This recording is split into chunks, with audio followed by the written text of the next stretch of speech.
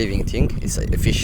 It's a sea animal residing in the ocean, in the ocean front. So ይበላል ለምግብነት ይውላል ብለውናል።